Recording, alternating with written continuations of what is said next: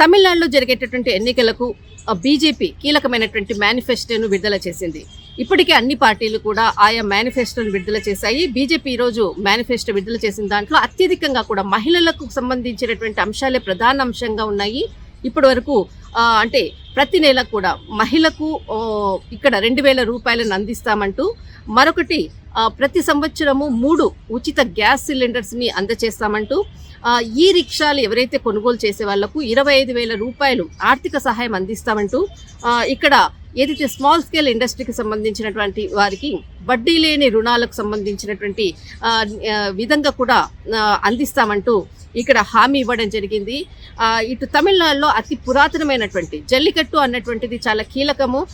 దీనికి కూడా బీజేపీ మేనిఫెస్టోలో మద్దతు ఇస్తామంటూ కూడా కీలకమైనటువంటి హామీని ఇక్కడ మేనిఫెస్టోలో చేర్చింది.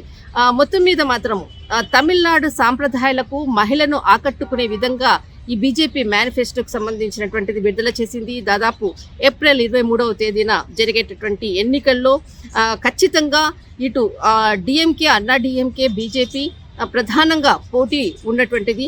ప్రస్తుతం ఈరోజు మేనిఫెస్టోతో అన్ని పార్టీల ఆయా మేనిఫెస్టోలకు ఆధారంగానే ప్రజలు ఓటు వేసేటటువంటి విధంగా ముందుకు వెళ్తారు.